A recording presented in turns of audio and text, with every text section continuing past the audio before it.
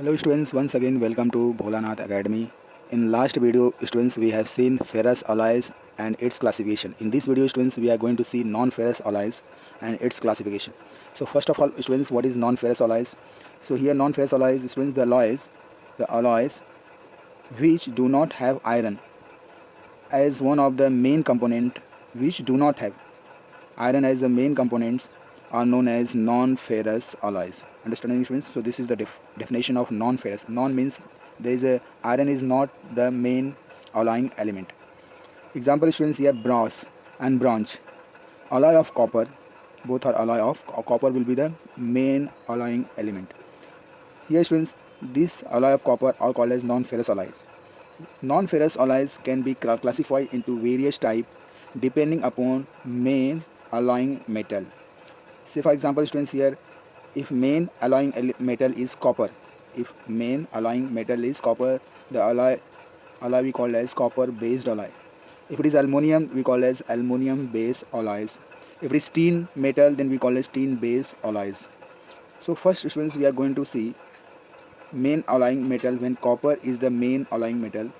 So that type of alloys we call as copper based alloys. Okay students, so first we are going to see copper based alloys. Copper forms large number of very important and industrially useful alloy with zinc, tin, aluminum, nickel and beryllium extra. Understanding students? So first students, copper based alloys is also classified into four category, that is called as, first we are going to see copper zinc alloys. These alloys are known as brasses. If copper is the main alloying metal and if you are adding zinc, so that is called as copper zinc alloys.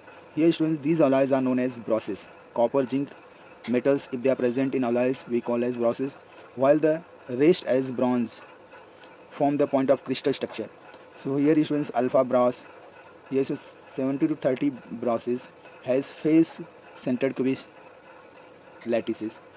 Understanding students? So alpha brass, and second is we have beta brass has body centered cubic lattice. When the percentage of zinc increases from 30%, so it is alpha is converted to beta. Beta brass appears while above 49%. Okay students, gamma phase appears, the hardness above 49% students, above 49% gamma phase appears. So here students, brasses are also classified alpha, beta and gamma. Understanding students? So if it is above 45%, we call as gamma phase. If it is 30% with beta phase. Understanding students? So these are the classification alpha, beta and gamma phases. The hardness of the brasses increases with increase in zinc content from 30% to 49%. The hardness character of the alloys increases when the zinc content you are increasing from 30% to 49%. The brass containing 50% zinc, if brass is containing 50% zinc, is brittle and do not useful. Understanding students? Composition of few copper and zinc alloys having following composition.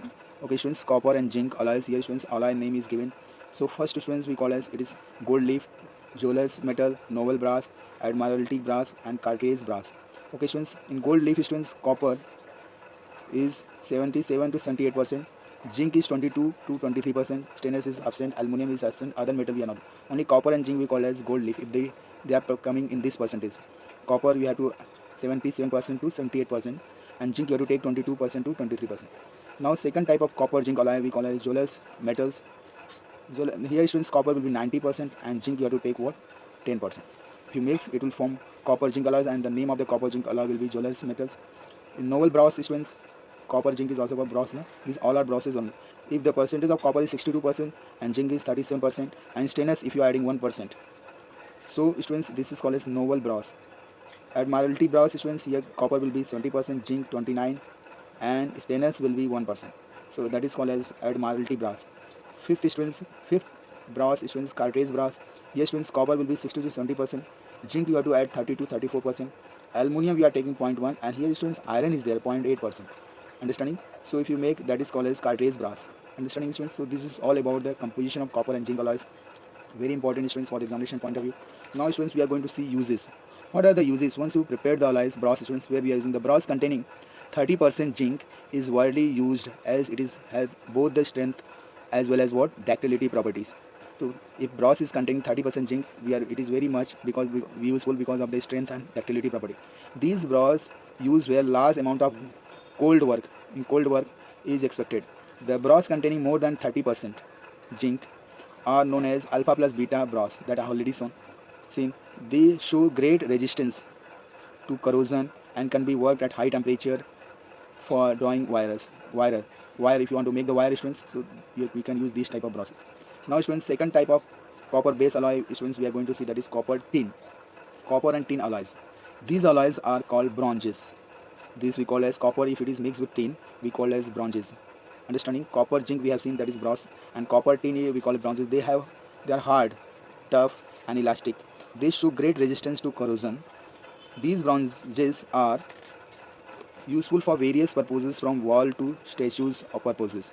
Bronze for the preparation of statues contains small amount of lead also we are adding students, which increase the fluidity of the alloys and gives the black appearance. Understanding? Statues which are blackish in color, that is nothing but bronze. Understanding students?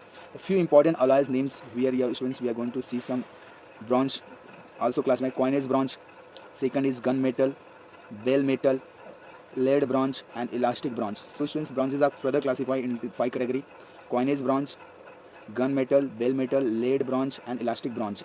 Now students, the composition of few alloys here students we are going to see.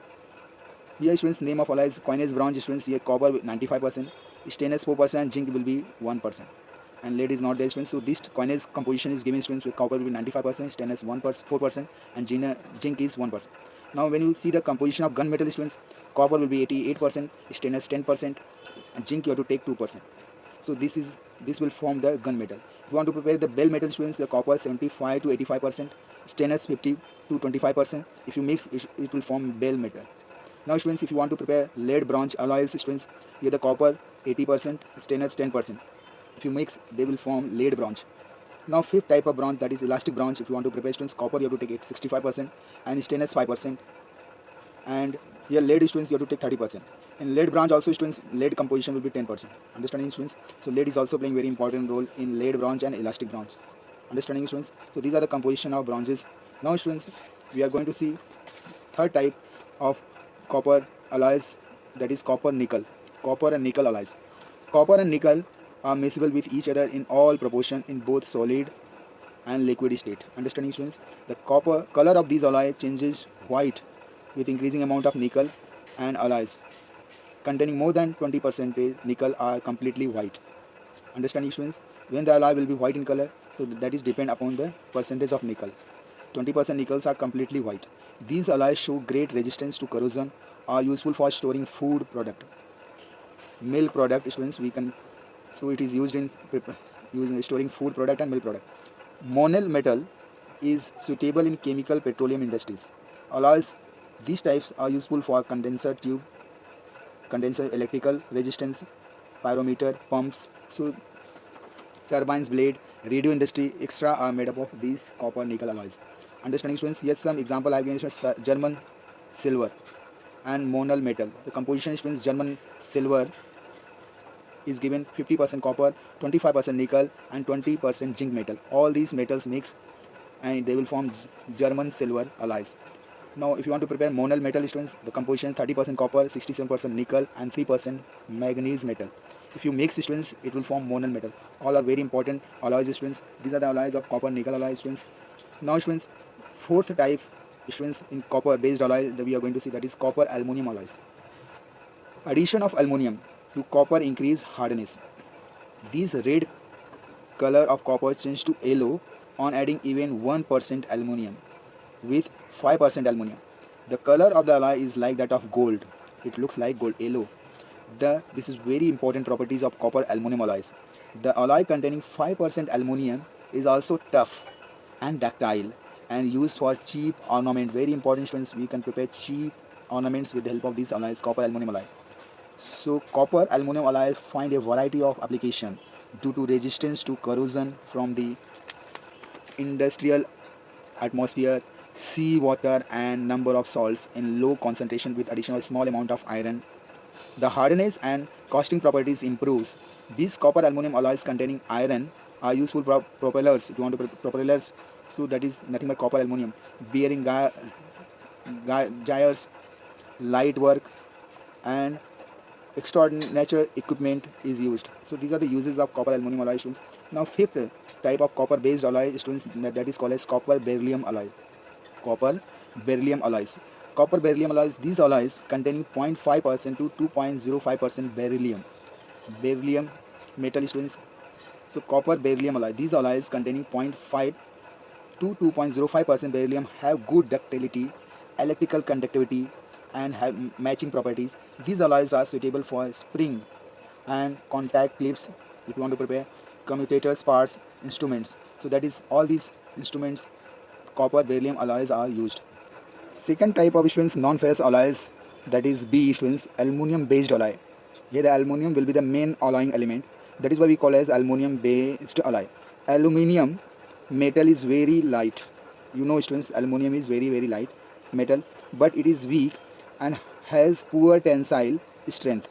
Addition of copper 2% to 4%. Addition of copper 2 to 4%. Magnesium 3 to 5% improves the mechanical properties to a great extent. The alloy obtained are characterized by low specific gravity, higher strength and greater hardness, gender resistance to corrosion by seawater. Dura alumin